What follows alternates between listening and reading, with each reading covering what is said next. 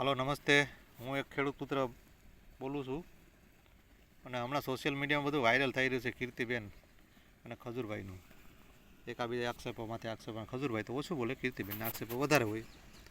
ભારતની સંસ્કૃતિને ધ્યાનમાં રાખીને હું કીર્તિબેન બોલું છું. આ સંસ્કૃતિ છે, હું કીર્તિ નથી બોલતો. અમુક તો ગાંડી કે, અમુક તો ગગી કે, હું બેન કહીને બોલાવું છું, કારણ કે સંસ્કૃતિ છે. અને ખેડૂત પુત્ર સુધી તમારા સમાચાર પૂગતા હોય તો ક્યાં સુધી નહીં પૂગ્યા હોય.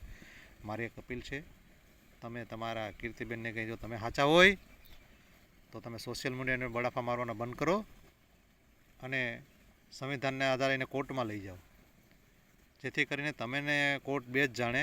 આ દુનિયાને ખબર પાડવાથી કોઈ ફાયદો થવાનો નથી બેન. અને ખજૂરભાઈ હાસો હોય તો મારી ખજૂરભાઈને પણ વિનંતી છે કે માનહાનિનો દાવો કીર્તિબેન ઉપર કરી નાખો, જેથી કીર્તિબેને આવું બધું કરતી બંધ થાય ને. જો કોર્ટ બોલે ને તો તમારા બધા બળાફા બંધ થઈ જશે હો ભાઈ. એટલે મારી એક નમ્ર વિનંતી છે કે બે સોશિયલ મીડિયામાં આવી રીતે બળાફા મારવાના બંધ કરો. અને જો તમે સાચા હોય તો સંવિધાનના આધારે તમે કોર્ટમાં જાઓ. બાકી આ અટાણે સંસ્કૃતિનો દેશ છે, મર્યાદાનો દેશ છે, અને સ્ત્રી તો મર્યાદાનું પ્રતીક છે. કીર્તિબેન, સ્ત્રી છે ને એક મર્યાદાનું પ્રતીક છે, તો મર્યાદામાં રહીને વાત કરો ને તો તમે બહુ સરસ લાગશો. અને આ જે સોશિયલ મીડિયા પર તમે જે બોલો છો, પણ નારી એક નારાયણી છે, તો તમે નારાયણી થઈને બનો અને નારાયણી થઈને રહ્યો, તો તમારું પણ માન મળશે અને સમાજનું પણ માન વધશે. અને આ વિડીયા તમારા દેશ વિદેશમાં જાય છે, એ ખાલી ભારત પૂરતા જ નથી. તો ત્યાં પણ આપણી હાંસી ઉઠતી હોય તો દેશના પ્રતિકને ધ્યાને રાખી, દેશના હિતે ધ્યાને રાખી અને વાત કરો. સોશિયલ મીડિયાની અંદર આવું બધું કરવાનું બંધ કરો. હું તો લાંબો વિડીયો નહીં બનાવી શકું, ખેડૂત પુત્ર છું. બાકી અમારા ખેડૂતને તો જો ભાઈ આવું કંઈ ફાવે બાવે નહીં. સોશિયલ મીડિયા બધું માર્યું પડે. બાકી જોઈ લ્યો, જા અમારી આ જમીન અને અમે જા જમીન છે પાણી વાળીએ, અમારે આવું કંઈ આવડે નહીં. અમારે તો સમજાવ્યો ન સમજે તો પાવડોનો હાથો બોલો, નહીંતર ત્રિકમનો હાથો, નહીંતર કોદારી તો ખરી જ. પણ તમારે એવું કંઈ કરવાનું થતું નથી. એ અમારા માટે, ખેડૂત માટે છે.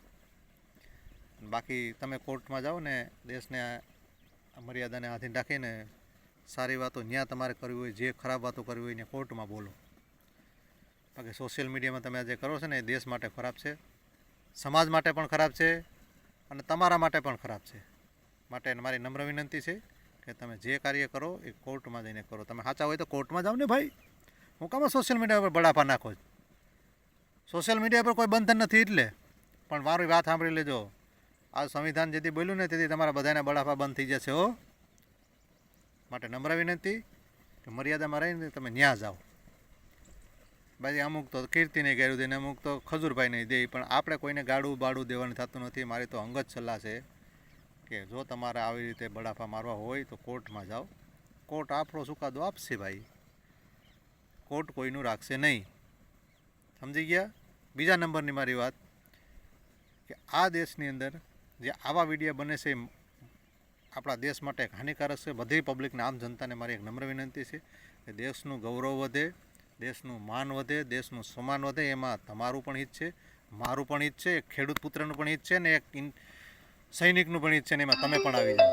તમારા બધાયનું હિત છે. માટે નમ્ર વિનંતી, દેશ માટે સમૃદ્ધ બનાવવો હોય તો સારા વિચારો ફેલાવો, સારી વાતો ફેલાવો અને સારા ગુણોની વાતો કરો, જેથી કરીને દેશને ફાયદો થાય અને આમ જનતાને પણ ફાયદો થાય. આમાંથી કોઈને દેશને ફાયદો નહીં થાય. આમાં નાના બાળકોએ તમારું જોઈ, મોટાઈ જોઈ અને આવા ડખા તમારા ઘરની વાત ઘરમાં રાખીને વાત કરો ભાઈ.